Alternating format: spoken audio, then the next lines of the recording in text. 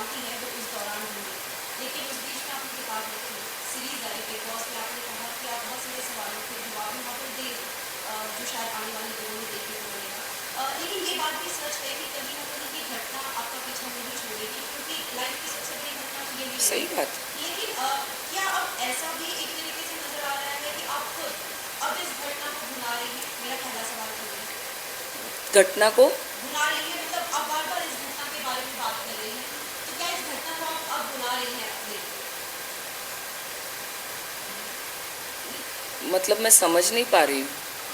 आप इसका फायदा उठा रही हैं आसान शब्दों अच्छा, में। फ़ायदा उठा रही है। मैंने आई थिंक अभी बोला, आइदर मैं चुप होके बैठी रहूँ घर में, कुछ नहीं करूँ। एक पॉइंट आता है, जैसे बोला, फ़ायदा उठाना कुछ नहीं, मैंने ज़िंदगी में किसी का फ़ायदा नहीं उठाया है। मैं अपना फ़ायदा तो उठाने दो, मुझे इतना तो करने दो।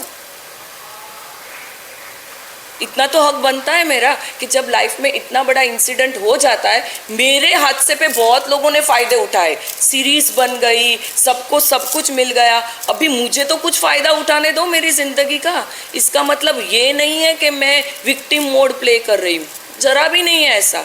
लाइफ में हर एक को मौका मिलना चाहिए आगे बढ़ने का, आगे ग्रो करने का। मुझे लगता है मैं यही कर रही हूँ। उसमें ज़रा भी मैं रो धो के, शायद हुआ होगा कि मैं अंदर रोई होंगी, उसके पीछे कुछ और रीज़न हो सकता है। 24 घंटा तो आप लोग नहीं देख रहे हो ना, 1 घंटा देख रहे हो ना, और लाइव 24 घंटा देख रहे हो, तो आगे पीछे का भी देखना क्या कन्वर्सेशन है। मेरे कन्वर्सेशन होने के साथ कोई और भी रोता है, मैं अकेली नहीं रोती हूँ। ये सिचुएशन ऐसी है, सब फैमिली वैमिली को छोड़ के इधर आए हैं।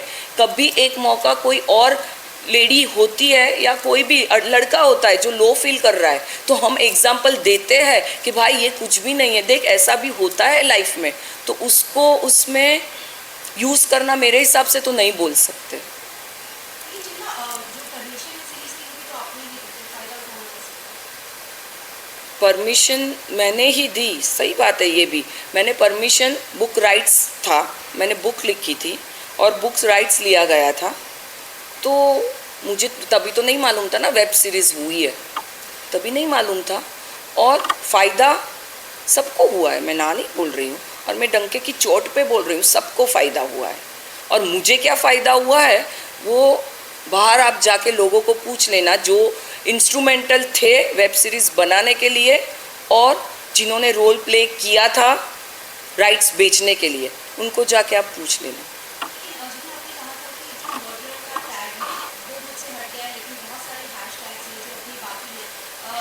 क्या जिक्र करना चाहेंगे उन हैशटैग्स का जो आपको बहुत तकलीफ पहुंचाते हैं? अभी भी लोग, मुझे सबसे बड़ा दुख तो ये होता है कि एक वेब सीरीज़ आने के बाद लोगों को सच्चाई पता चलती है। क्यों ऐसा? मतलब अगर मेरी वेब सीरीज़ नहीं बनती तो शायद किसी को पता नहीं चलता था कि मेरे साथ क्या हुआ। It's really a very sad part कि लोगों को क्यों एहसास हमें हर एक चीज़ का दिलाना पड़ता है। क्यों लोग क्या सच है क्या नहीं सच है क्यों नहीं समझ पाते।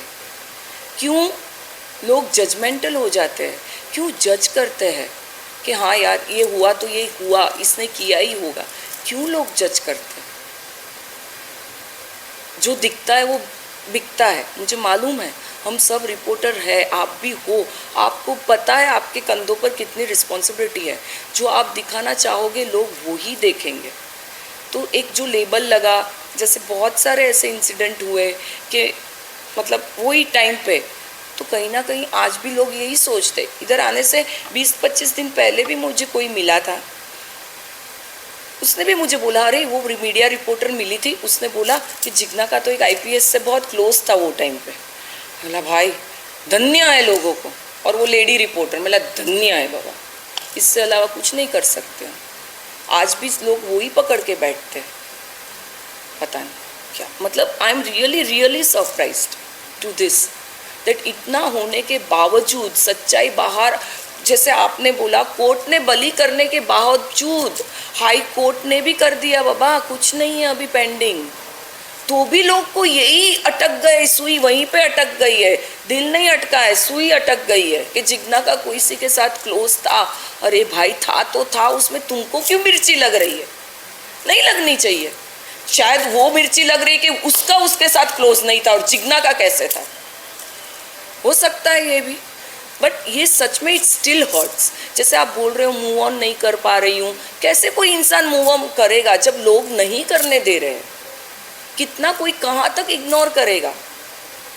ये बात आज भी हर्ट होती है। 20-25 दिन पहले की यह incident, and I was shocked, what is this going on? अभी भी बट हो रहा है, अभी भी क्या करें? शायद अभी बिग बॉस के ज़रिए, बिग बॉस के प्लेटफॉर्म के ज़रिए शायद ये अभी क्लियर हो जाए। ये मैं सिर्फ होप कर सकती हूँ और कुछ नहीं कर सकती।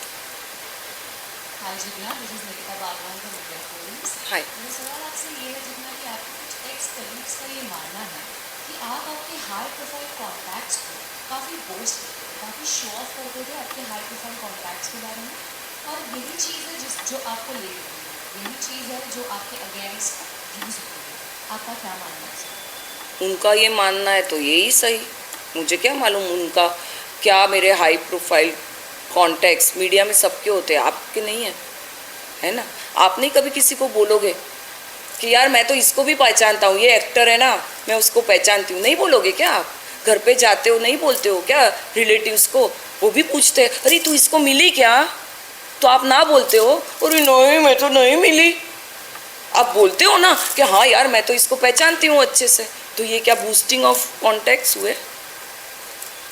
और जिन्होंने ये बोला है वो ये जवाब उनको पता होना चाहिए, मुझे नहीं पता। अगर आपको चांस मिले आपके पास में जाके कोई एक चीज़ बदलने का, तो वो क्या हो? जो मैंने बोला कि मुझे लोगों पे ट्रस्ट नहीं करना चाहिए, वो ही मैं बदल सकती हूँ। बिकॉज खंजर वही पीछे मारता है जिनको आपकी स्ट्रेंथ और वीकनेस सब मालूम है। जिनको नहीं मालूम है ना कुछ आपके बारे में, वो कुछ नहीं कर सकता आपका, क्योंकि वो ढूंढता रहेगा कि यार इसकी वीकनेस क्या है। और जो आपकी वीकनेस होती है ना, वही आपकी स्ट्रेंथ भी होती है। अगर मेरा लड़का मेरी वीकनेस है तो वही मेरा स्ट्रेंथ है। तो वही मैं चाहूँगी कि I should not be, I learned this कि मुझे बहुत एक्सप्रेसिव नहीं होना चाहिए ताकि वो कोई और इसका गलत फ़ायदा उठाए। जैसे मैं उस दिन नहीं बोलना चाहिए ना, आज कोई मुझे पूछ ले मेरी फेवरेट चीज़ क्या है, बोलूँगी ही नहीं, क्या पता कौन कैसे यूज़ कर ले। उस दिन नहीं बोलना चाहिए था कि भाई मोमोज अच्छे लगते हैं, तो शायद वो स्टोरी उसको एक तो कम मिलती। अभी नहीं बोलूँगी कि मुझे सबसे ज़्यादा क्या पसंद है, सब कुछ पसंद है, जो दे दो। ये डिफरेंस हुआ। हाय जिग्ना, मैं नवीन E24 और न्यूज़ 24 से। आपने बहुत अच्छी बात कही कि बायलाइन एक पैशन था, एक नशा था, वो हम सब जानते हैं इस बात को। क्या आपके हिसाब से आपका ये पैशन और आपके उस वक्त की राइवलरी आपकी बर्बादी का कारण बना, और क्या अब इस चीज़ से लोगों को सबक लेनी चाहिए कि हाँ, काम को अपना पैशन नहीं बनाना चाहिए और इतने अच्छे से काम को नहीं लेकर चलना चाहिए दिल से कि हाँ कभी कल को चल के कुछ भी बुरा हो सकता है? एक तो मुझे नहीं लगता वो पैशन ने मेरी बर्बादी का रास्ता हुआ होगा, मुझे नहीं लगता, क्योंकि मुझे लगता ही नहीं कि मैंने कुछ लाइन क्रॉस की थी। मैं सोचती रहती हूँ यार मेरे से क्या गलती हो गई, ऐसी तो क्या गलती हो गई मेरे से, लेकिन वो जवाब नहीं मिल पा रहा है। और आजकल के बच्चे लोग, आजकल के, that doesn't mean I am too old, उसका मतलब ये नहीं है, बट आजकल की जो जनरेशन है, आजकल के जो रिपोर्टिंग है, दे आर वेरी स्मार्ट, उनको पता है उनको क्या करना है, जो मैं नहीं थी। मैं बहुत इन्वॉल्व हो जाती थी, मैं बहुत लोगों को मदद करती थी, जैसे स्कूप में दिखाया है, जैसे मेरे बुक में लिखा है। बॉम्ब ब्लास्ट हुए इतने, मैंने कवर किया, मैंने अपना खून तक डोनेट किया है। फर्स्ट बॉम्ब मैंने जो कवर किया जुलाई ट्रेन ब्लास्ट था, मेरे को ज्वाइन हुए 2-3 महीना हुआ था प्रोफेशन में, तो मैं ट्रेनी रिपोर्टर थी। मुझे सायन की हॉस्पिटल में खड़ा रखा गया था, जाओ स्टोरी के लिए आओ, कुछ पता ही नहीं था, सायन हॉस्पिटल भी नहीं देखी थी। तब अनाउंसमेंट हुआ A नेगेटिव ब्लड चाहिए, तो मैंने डोनेट भी किया। शायद वो ही डोनेट करते करते कहीं ना कहीं उनकी दुआ भी लगी होगी, पता नहीं है मुझे। But and I don't feel कि मुझे अभी भी दुख कुछ और चीज़ का है, जैसे अपने लोग नहीं साथ खड़े रहे। सबसे ज़्यादा तो दुख यही है, पुलिस का कुछ दुख नहीं है। उन्होंने जो किया, जो उनको करना चाहिए था, जो उनका रोल है करने का, जो उनका प्रोफेशन है, बट अपने लोग ने नहीं साथ दिया। ये गम है और है। मुझे कोई शर्म भी नहीं है, और उसमें आपको लगता है मैं मूव ऑन नहीं हुई तो ये टॉपिक में नहीं हुई, कुछ भी हो जाए, बट माफ़ कर दिया, सबको कर दिया। सब आज वही एक्सप्लेनेशन देने आते, अरे यार वो टाइम पे एडिटर का प्रेशर था, मुझे देना ही पड़ा, मुझे यही करना ही पड़ा, I am so sorry. It's okay, मैं समझ सकती हूँ, हो सकता है ऐसा, बट मैं बहुत छोटी हूँ टू एडवाइस एनीवन। क्या सबको पता है सबका क्या, सबके लिए, खुद के लिए क्या अच्छा है और क्या बुरा है। इतने तो सब मैच्योर हो ही गए। अगर नहीं हुए तो मेरा इंसिडेंट लेके समझ लेना कि क्या करना और क्या नहीं करना। Hi Jigna, this is Manira Sinha from Tellychakkar. मैं आपसे ये जानना चाहूँगी, जब ये इंसिडेंट हुआ था, सबसे ज़्यादा प्रेशर क्या था आपके ऊपर जो हुई वो, जो आपका बेटा बर्दाश्त कर रहा है उस टाइम पे वो, एंड उसके बाद एक टाइम था जब आपकी क्राइम न्यूज़ जो थी वो हेडलाइन हुआ करती थी, और आप इस घर में हो, तो क्या यहाँ से कुछ हेडलाइंस होंगी, क्या कहना चाहिए? उसके लिए देखते रहिए रात को 9 बजे कलर्स पे बिग बॉस। और प्रेशर था, समाज का प्रेशर था, बहुत था, कि समाज कैसे मुझे एक्सेप्ट करेगा, बहुत प्रेशर था। आज भी है, हर कोई को रहता है। आज ये है कि बिग बॉस में आई हूँ तो वो अलग प्रेशर है, बट ये जो सोसाइटी का प्रेशर है ना, बहुत था। लड़के का तो प्रेशर नहीं था, क्योंकि लड़का आके बोल के गया था, तो कहाँ 80% मुझे था, एंड वो बहुत अच्छा इंसान बना है। ये मैं भगवान को इतना थैंक है मुझे कि इतना, कहीं ना कहीं मुझे ये चीज़ का गिल्ट है कि मैं उसको वो बचपन नहीं दे पाई जो जिसका वो हकदार था। वो बहुत मैच्योर हो गया, आज उसी की वजह से यहाँ हूँ कि बिग बॉस क्यों, ये जनरेशन सोशल मीडिया इन्फ्लुएंसर वाली है, और वो चाहता था कि मुझे बिग बॉस जाना चाहिए। जर्नी कब तक रहेगी, कहाँ तक रहेगी, वो मुझे नहीं पता है। ये आज मैं सलमान सर के सामने भी बोली थी, मैं प्रीमियर में, और आज भी मैं बोलती हूँ, वो मैं सिर्फ उसी के लिए हूँ क्योंकि हम दोनों को ये प्रूव करना है दुनिया को, कि दिखाना है, prove is sorry wrong word, कि हम दोनों स्ट्रॉन्ग, मैं अंदर रह के और वो बाहर रह के, ये प्रूव करना, ये दिखाना बहुत ज़रूरी है। आप लोग ने सबने करिश्मा तन्ना को बोला कि वो स्ट्रॉन्ग है, she acted fabulously, thank you Karishma. तो लोगों को पता चलना चाहिए कि जिग्ना भी ऐसी ही है, शायद उससे ज़्यादा है, पता चलना चाहिए। माय लास्ट क्वेश्चन इज कि 2011 से 2023 में आपकी लाइफ में कितना ड्रास्टिक चेंज हुआ?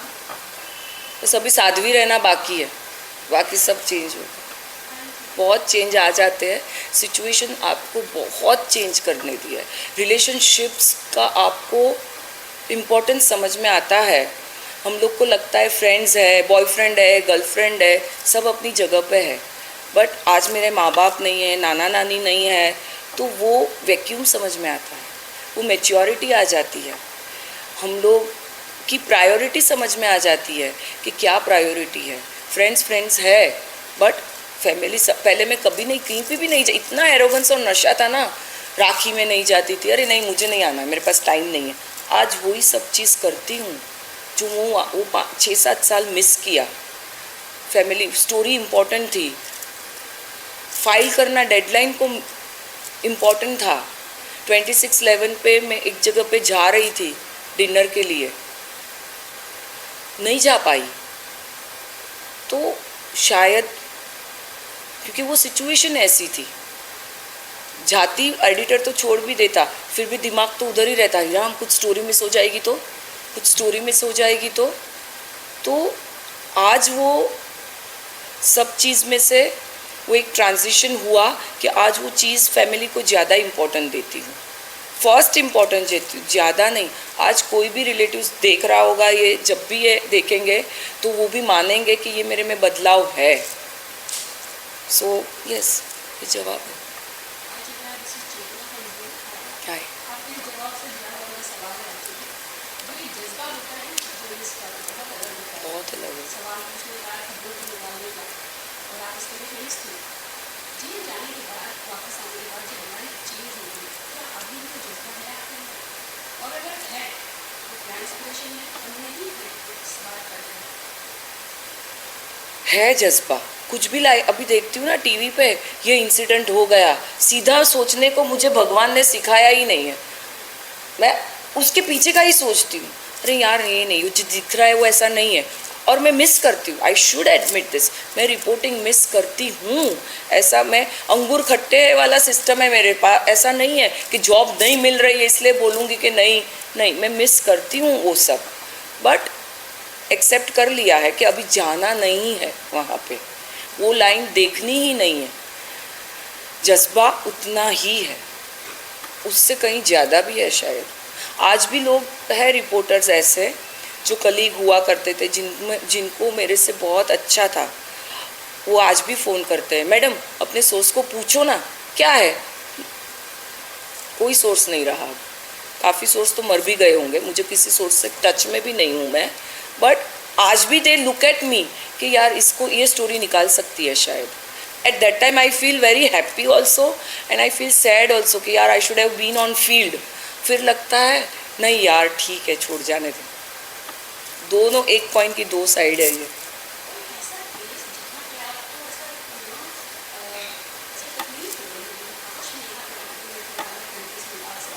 खुद का केस,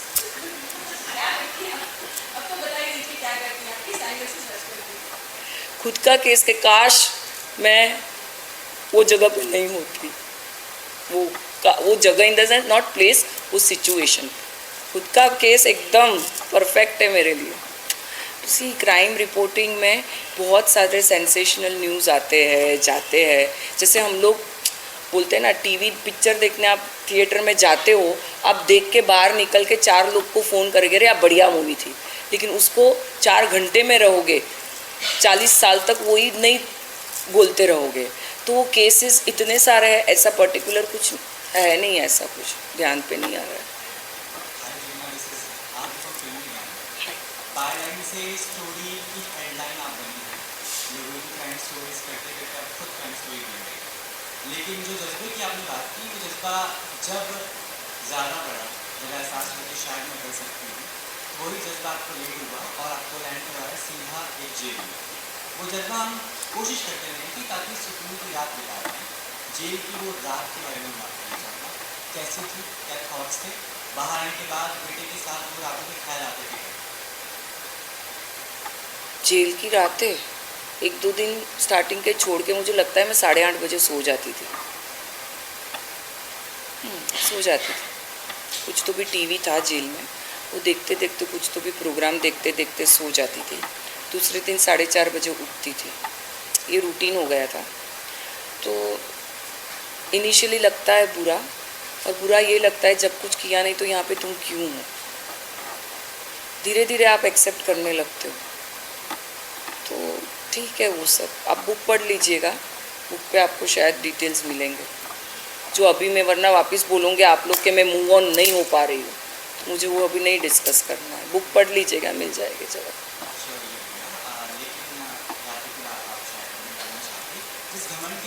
नहीं, बात नहीं करना चाहती ऐसा नहीं है, वापस एलिगेशन लगेगा कि मैं मूव ऑन करना नहीं चाह रही हूँ। जिस घमंड की आप बात कर रही हैं कि वो घमंड जब मैं आपको खत्म कर चुकी हूँ, लेकिन उन्हें कुछ कुछ दिखाई दे रहा है बॉडी लैंग्वेज के साथ, भाषा के साथ, क्या वो अभी भी जिंदा है कहीं ना कहीं? वो मेरी सर्वाइवल के लिए लुक करना ही पड़ेगा ना। क्या करूँ, नीचे बैठ जाऊँ, ऐसे बैठ जाऊँ विक्टिम मोड में? मुझे सर्वाइव करना है भाई। आप लोग सबको जवाब तो देने हैं ना। फिर आप बोलोगे अरे यार ये तो ऐसी थकी आ रही बैठी है, मतलब ये विक्टिम है, खुद को वॉरियर साबित करने निकली है। ऐसा नहीं होता ना, ऐसा नहीं होता। और जो इंसान को जो चीज़ का दुख लगता है ना, वो कहीं ना कहीं बताएंगे ही, किसी ना किसी जरिए से बताना पड़ेगा। वो बॉडी लैंग्वेज हो या टोन हो, बताना पड़ता है। हाय, जैसे आपने कहा कोच ने आपको क्लियर कर दिया इस सब से, तो वो आपके लिए पर्सनली एक क्लोजर होना चाहिए था। इसका फाइनल क्लोजर मुझे लगता है कि अभी तक नहीं हुआ है। इसका नहीं हो- फाइनल क्लोजर क्या है? नहीं होगा क्लोजर। ये क्लोजर और सब है ना मैडम, बहुत फैंसी वर्ड है, बहुत फैंसी वर्ड है। कितना भी क्लोजर, जिस ऊपर से भगवान आके भी बोलेंगे ना कि ये ऐसा था, ये ऐसा था, ये ऐसा था, फिर भी वो कहीं ना कहीं खटकेगा। और I don't think there is anything wrong. Closer बहुत, ये आजकल के वर्ड्स है, वो हम लोग गुजराती में बोलते हैं, वो ठाठड़ी तक रहेगा ये। I think you will agree to this कि नहीं होता है क्लोजर। बोलना बहुत अच्छा लगता है, कोई चीज़ क्लोजर नहीं हो सकती है। किसी का सिंपल, ये तो इतनी बड़ी घटना है, किसी का ब्रेकअप होता है ना तब बोलते क्लोजर मिल गया। पूछिए जिससे आप ब्रेकअप हुआ है, क्लोजर होता है? नहीं होता है लाइफ में। जितना आपकी बातों से इतना साफ है कि आप एकदम सीधी बातें करती हैं, मैं भी सीधा ही बोलती हूँ। जब आप क्राइम रिपोर्टिंग से वापस आई, आपने एंटरटेनमेंट प्लेटफॉर्म को चुना और एंटरटेनमेंट जर्नलिस्ट बहुत वेलकमिंग थे जब उन्होंने आपकी यस, interview आई की। अग्री तो दैट। आज आपने जब बार बार दो बार बोला, तो मैं भी इस बात को ऑब्जेक्ट करना चाहूँगी कि आप लोग एंटरटेनमेंट से हैं, तो एंटरटेनमेंट के सवाल पूछिए। उन्हीं जर्नलिस्ट ने आपकी वापसी की है। दूसरी बात, मीडिया, जिस मीडिया ने की वजह से आपकी पूरी ज़िंदगी दांव पर लगी, वो मीडिया, आप जब वापस आई आपने बोला मुझे अपॉर्चुनिटी नहीं मिली। आपको क्या लगता है कि दो कारण थे, या तो वो आपको अभी भी थ्रेट समझती है, या फिर उनको आज भी, मतलब मीडिया को उन्हें आपको क्लीन चिट नहीं दिया, उनको आज भी लगता है कि नहीं, भरोसा नहीं किया जा सकता। एक तो जो आपने बोला मेन स्ट्रीम, और आपको शायद बुरा लगा होगा आप लोग को, तो I didn't mean it that way. College में जब मास कम्युनिकेशन कोर्स किया डिप्लोमा, तब सिखाया गया था कि ये मेन स्ट्रीम में ये कैटेगरी आती है, बॉलीवुड ये आती है, एंटरटेनमेंट। मुझे नहीं मालूम था कि अभी ये दोनों एक हो गई है। फ्रैंकली स्पीकिंग, मैं 12 साल से न्यूज़पेपर भी नहीं पढ़ रही हूँ। हम लोग को सिखाया गया था, जो आप लोग ने भी सीखा होगा, क्राइम रिपोर्टिंग, हेल्थ रिपोर्टिंग, वो सब डिफरेंट ब्रांचेस है, it's a part of media. या it's a part of media. तो ऐसा बोलते थे कि ये मेन स्ट्रीम कहा जाता है, entertainment is all together entertainment. ये नज़रिए से मैंने कहा, नहीं अच्छा लगा तो आई एम सॉरी। सेकंड क्या पूछा था आपने? बापरे, सॉरी। मीडिया आज भी हाँ, वो उनको जाके आपको पूछना चाहिए, इसका जवाब मैं नहीं दे सकती, सच में मुझे नहीं पता आपने है। जॉब ढूंढने की कोशिश की, अपॉर्चुनिटी हाँ ढूंढी, नॉट इन मीडिया, सब काफ़ी जगह पर जॉब मिला, ढूंढने की कोशिश की। ये अच्छा क्वेश्चन किया, क्योंकि मुझे इसका जवाब देना था, मैं भूल जाती थी। सब जगह एचआर का रूल है कि क्रिमिनल रिकॉर्ड वाले को जॉब नहीं दे सकते, ऐसा मुझे बोला गया। काफ़ी जगह पे मैंने, मीडिया में नहीं, क्योंकि मीडिया में जाना ही नहीं था। फ्रैंकली स्पीकिंग, इतना कुछ होने के बाद ना, आप होते तो आप जाते। अगर मैं आपकी तरह उतना मिस कर रही होती खुद को स्क्रीन पे और खबर को रिपोर्ट करने का, तो एक बार मैं सोचती। सोचते, मैंने सोचा भी नहीं, क्योंकि इतना बड़ा हो जाने के बाद ना, वो मिस करना अलग बात है। मिस तो मैं मेरे बॉयफ्रेंड को भी कर रही हूँ, नहीं मिल रहा है, क्या करने का। मिस करना अलग बात है, बट इतना कुछ होने के बाद भी अगर आप नहीं कुछ सीखे ना, तो ये पूरा कांड होना ही ज़ीरो था मेरे लिए। कि अगर मुझे वो ही जाना है, और ये शायद मैं वहाँ जाती तो पता नहीं क्या होता। ये कॉन्शियस एफर्ट था कि मुझे नहीं जाना है, बट जॉब करना था, क्योंकि पैसे हर एक को चाहिए। लड़का था वो, तो मैं, मेरे ग्रैंडफादर, नाना not that underworld don, but my grandfather, मैं उनको बहुत थैंकफुल हूँ। सॉरी, इनको करती। हाँ, तो आई एम थैंकफुल कि ऐसा वक्त नहीं आया कि मैं पैसे कमाती और घर चलता था। ऐसा नहीं आया वक्त। भगवान ने इतनी हमारी देख ली कि मेरे grandfather helped me out in financially. But एक तो आप डिवोर्सी का लेबल लेके आते हो, और फिर आपको अपने पैर पे खड़ा रहना ज़रूरी हो जाता है, और आप होते हो 7-8 साल की जर्नी में, आप इंडिपेंडेंट बनते हो, और फिर ये इंसिडेंट आता है, तो फिर आपको रियलाइज़ होता है यार अब तो नए से जर्नी चालू करनी पड़ेगी उसका। अगर मैं काम कुछ नहीं करती तो मैं डिप्रेस हो जाती, 100% डिप्रेशन में आती मैं। बट जॉब ढूंढा, बहुत ढूंढा, मीडिया में नहीं ढूंढा, और अभी भी मैं नहीं करना चाहती मीडिया में जॉब। अभी भी ऐसा नहीं है कि बाहर निकलूंगी और 10 ऑफर लेटर आने वाले, ऐसा भी नहीं है, मुझे पता है, and it's okay, that is perfectly fine. लेकिन एक बात तो बहुत इम्पॉर्टेंट है, जब HR की फ्लैग आती है तो आई वुड रियली वांट, आप क्या कैसे कोई इंसान को रिहेबिलिट करने का मौका कैसे दोगे? अगर आप किसी को जॉब नहीं दोगे, ये मैं थी कि मेरे फैमिली ने मुझे संभाल लिया, कि मेरा फाइनेंशियली बैकग्राउंड इतना वीक नहीं था, होता तो क्या करते। मैं भी वो कुछ जेल में बहुत क्राइम की ऑफ़र आई, वो पढ़ा होगा तो था उसमें, मुझे किसी प्रोस्टिट्यूशन ने ऑफ़र दी to become a prostitute, book में लिखा है मैंने, ये हवे में नहीं बोल रही हूँ मैं। किसी ने मुझे ऑफ़र, ऐसी 2-3 ऑफ़रें दी, अगर मेरे पास फाइनेंशियली सिक्योरनेस नहीं होता तो मैं शायद ले लेती थी, पता नहीं ना मुझे क्या होता। HR has to really look into it, I really. और 2018 तो बली हो गई ना, फिर भी जॉब नहीं। उसके बाद मैंने काफ़ी लोगों को पूछा जिसको मैं पहचानती थी, जिन्होंने VRS ले चुके थे, और मैंने उनको पूछा, सर कोई जॉब है क्या? तो उन्होंने बोला अरे HR। मैं बोला अच्छा चलो ठीक है। और वही लोगों ने डेट पे लेके जाने के लिए, HR नहीं लगता है, जिग्ना चल तुझे डिनर पे लेके जाता हूँ, चल तुझे लंच पे लेके जाता हूँ, तभी HR की पॉलिसी क्रिमिनल के साथ घूमने में नहीं लगती है, डेट के लिए क्रिमिनल नहीं लगता है, जॉब के लिए फ्लैग आती है।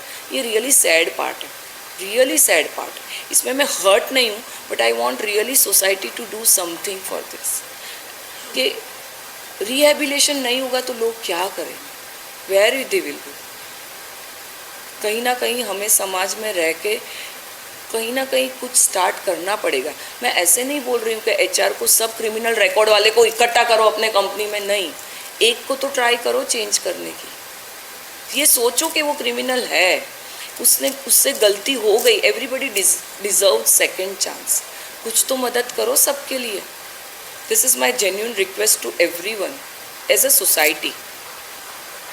जिग्ना, जब किसी एक पर्सन के साथ लाइफ में ट्रॉमा होता है तो उनके साथ साथ उनकी फैमिली भी उस ट्रॉमा से जाती है। जब आप बाहर आए तभी आप जो ना आपके जो फैमिली मेम्बर्स थे उनसे जब बात की, उनसे उनकी खुद की एक जर्नी रही होगी वो पूरे ट्रॉमा की, और सन या फिर जो नाना एवरीवन आउट है, तो इफ यू कैन शेयर कि उनके साथ कैसा रहा, क्या हुआ। एक तो जिस दिन मुझे arrest, Gujarati typical middle class family है, उनको पुलिस से कुछ लेना देना ही नहीं था, तो उनके लिए बहुत बड़ा शॉक था। उनको पता भी नहीं कौन से पुलिस स्टेशन में मुझे लेके गए, क्या हुआ क्या नहीं हुआ। ग्रैंड पेरेंट्स, मदर, डैड तभी दुबई में थे, नहीं थे शायद इधर, तो बहुत डिफ़िकल्ट रहा उन लोग में। फिर मॉम, नाना नानी, 3 लोग थे एक्सटेंडेड, मेरे को कोई भाई नहीं है, तो एक्सटेंडेड फैमिली है। उनकी मीटिंग लगती थी कि जिग्ना को जेल में मिलने कौन जाएगा, तो 2 जन ने बोला हम लोग जाएंगे जेल में मिलने, 2 ने बोला हम लोग कोर्ट में आएंगे, 6 लोग, वो लोग 6 लोग कोर्ट में आते थे। उन लोगों ने सब अपने काम डिस्ट्रीब्यूट कर दिए। जब कोर्ट से ऑर्डर होम फूड का मिला तभी भी एक ने बोला कि मैं बना सकते, भेजेगा कौन घाटकोपर से, 90 साल का इंसान रोज़ नहीं आ सकता है। तभी एक मेरे कज़िन आए, जो मैं उनको कभी जानती ही नहीं थी, कितने दूर के कज़िन थे। उन्होंने जब कोर्ट में आके बोला कि मैं दूंगा, मैंने पूछा कौन है ये, मुझे नहीं पता था वो। फिर हम लोग उन लोग के, ये बाद में पता चला, व्हाट्सएप ग्रुप बना, कोर्ट ग्रुप।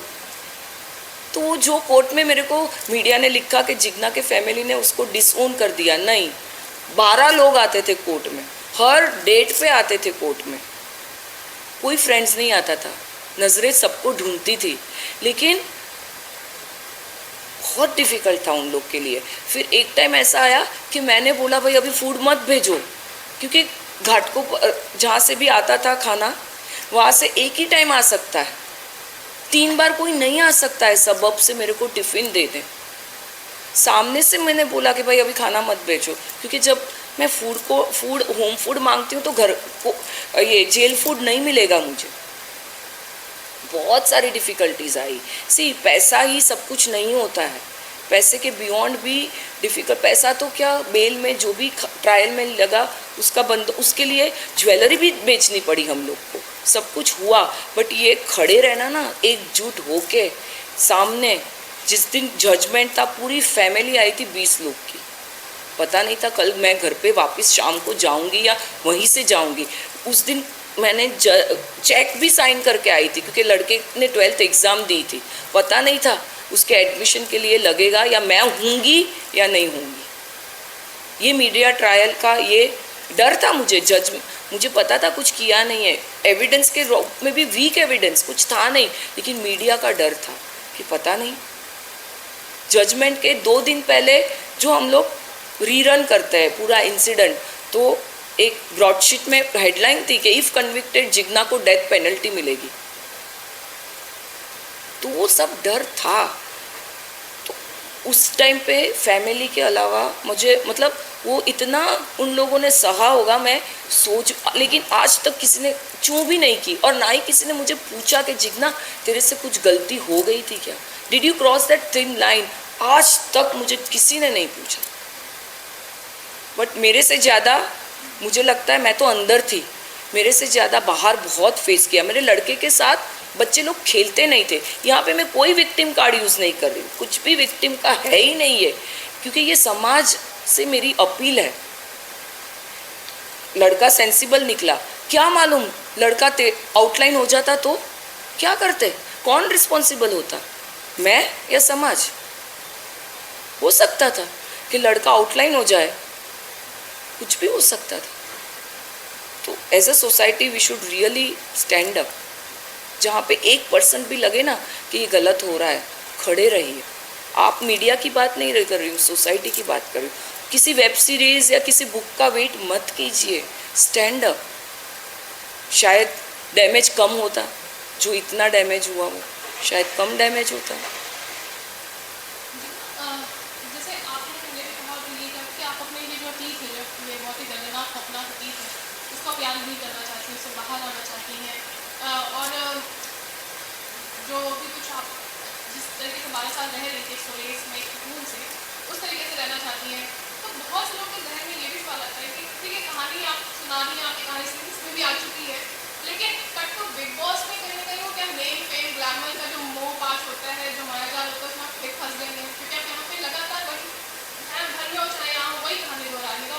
अरे आप लोग पूछ रहे तो क्या बोलूँ, कुछ अलग। चलो आप पूछिए कि आप जेल के इंसिडेंट के बाद आपने क्या किया। चलो शो में आने का फैसला था, उसको लेकर के कई लोग जहन में आता है, क्यों ये शो में आने का डिसीजन ही क्यों लिया? मेरी मर्जी, मैं किधर भी जाऊं,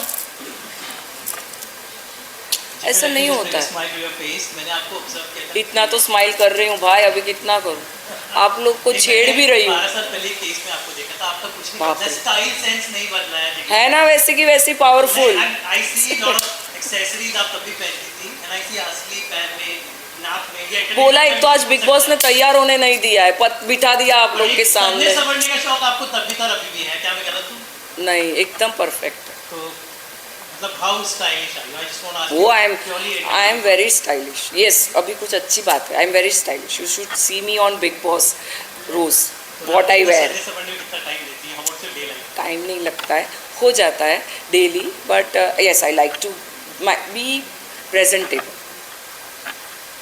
to you is that आपने इतना सहा है अपनी लाइफ में already, you gone through so much, but और अब अगर आपको किसी चीज़ का डर है तो वो किस चीज़ का रहेगा, या फिर डर बाकी भी है, या you become completely fearless?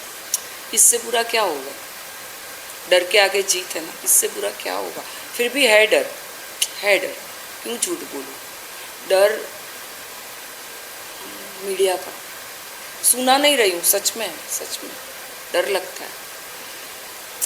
That's it.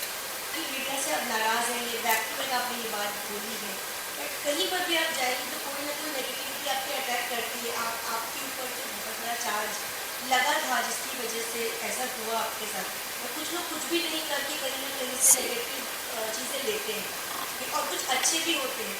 उस चीज़ को भूल के आप मीडिया को बैकग्राउंड करिए, और आई थिंक आप क्यों नहीं करेंगे अब, कई लोग हैं जो आपके फेवर में भी हैं, जो आपकी कहानी सुने, आपका साइड देख रहे हैं, और आपको इस इंडस्ट्री में क्या हर जगह आपको फ्री कर दिया है हर चीज़ से। नहीं, मीडिया से मैं नाराज़गी अपनी जगह पे है।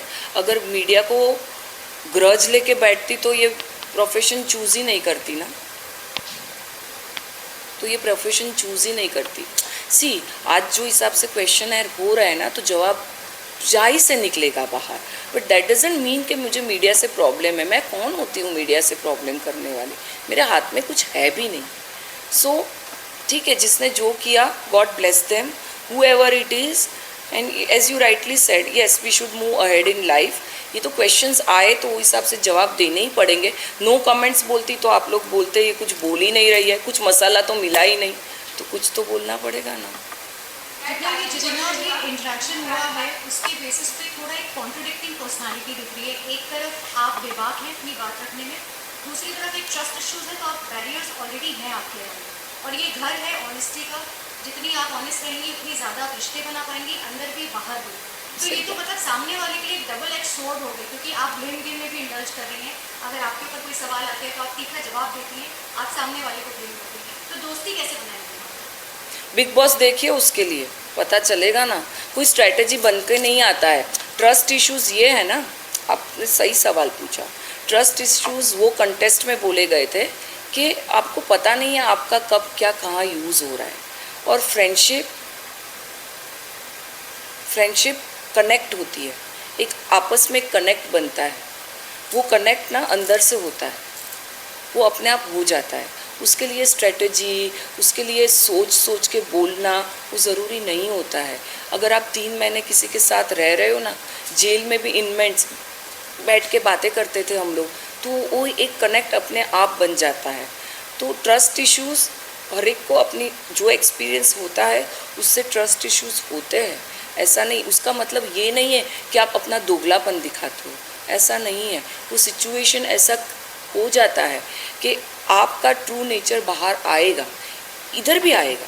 ऐसा नहीं है कि जो मेरा अभी का नेचर है या 12 साल का या 12 साल पहले का, कुछ भी बाहर आ सकता है। मुझे नहीं पता है, वो जैसी सिचुएशन होगी वो हिसाब से। आप लोगों ने लास्ट बिग बॉस सीजन्स भी देखी होंगी, कोई प्लान करके नहीं आ सकता है। मैं आपको बोल सकती हूँ कि मुझे ट्रस्ट इश्यूज़ है, रहेंगे। अंदर मुझे कोई ऐसा फ्रेंड मिल जाए जो मुझे लगे ये अपना है, पता नहीं है मुझे। आज 4 दिन हुए या 5 दिन, हमको रिकॉर्ड भी नहीं मालूम है कितने दिन हुए। So it's just a start, let us wait and watch, give us some time. जितना आपने बड़े दुख मेरा सवाल आपसे ये है कि जेल का जो अनुभव है वो बड़ा ही दर्दनाक है। वहाँ खाने का ठिकाना नहीं रहता है, रहन सहन बहुत ही मुश्किलात से आपके एक दिन कटते हैं, और उन सब बीच में एक महिला कांस्टेबल ने आपसे स्ट्रिप होने के लिए कहा था। एक औरत होने के नाते आप इस बारे में क्या कहना चाहेंगी, और कितना ट्रॉमेटाइज करता है ये वाक़या आपको अभी भी? ये बहुत बहुत ह्यूमिलेशन है, बट ये रूल है। रूल जो जेल मैनुअल में रूल है वो है। मेरी अकेले की वजह से, मेरे अकेले के साथ हुआ, बाकी के साथ नहीं हुआ, ऐसा नहीं है। सबके साथ ये प्रोसीजर है तो होता है, कोई भी बड़ा हो, बट ये ह्यूमिलेशन है तो है। इट्स वेरी ह्यूमिलेटिंग, बहुत ह्यूमिलेटिंग। जी, आपने बड़े दुख के साथ कहा कि जब कैरेक्टर असोसिएशन हो रहा था मीडिया में, तो मेल ही नहीं फीमेल जर्नलिस्ट भी थे जिस एडिटर की आप बात कर रहे हैं। आप चाहेंगे कि उन लोगों को आपसे माफ़ी मांगनी चाहिए, क्योंकि कहीं ना कहीं मुझे लगता है कि कोर्ट के डिसीजन के बाद पूरे साफ हो जाते हैं। फिर भी किसी ने अब तक माफ़ी नहीं मांगी है। पर आप चाहेंगे कि माफ़ी मांगे आप? उनका ओपिनियन है, उनको अंदर से सोचना है कि उन्होंने किसने क्या किया। माफ़ी मांगूँ, मैं बोलूँ कि प्लीज़ माफ़ी मांग लो, उससे क्या होगा? हो गया जब कुछ। उनको अंदर से ये फीलिंग आनी चाहिए कि no, we are sorry for what we did. 12 साल में नहीं आई तो अभी क्या आएगी? मैं एक्सपेक्ट भी नहीं करती कुछ।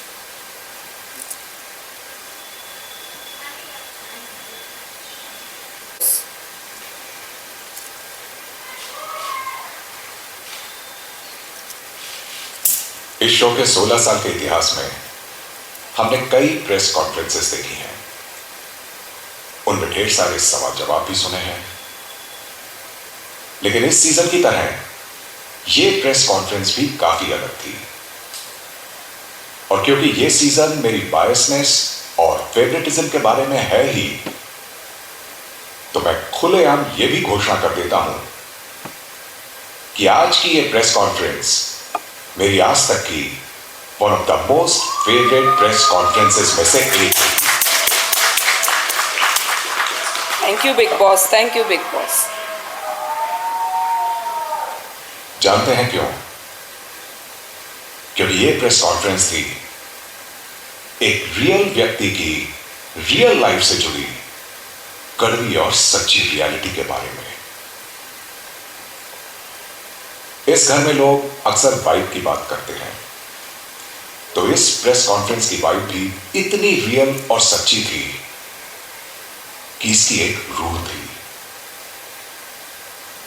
यह प्रेस कॉन्फ्रेंस वो हर चीज थी जिसके लिए इंडिया का सबसे बड़ा रियलिटी शो ये शो माना जाता है। मैं प्रेस और जिन्ना को ढेर सारा शुक्रिया अदा करना चाहता हूं। मेरी फेवरेट प्रेस कॉन्फ्रेंस अब खत्म होती है। आप सभी को ढेर सारा धन्यवाद।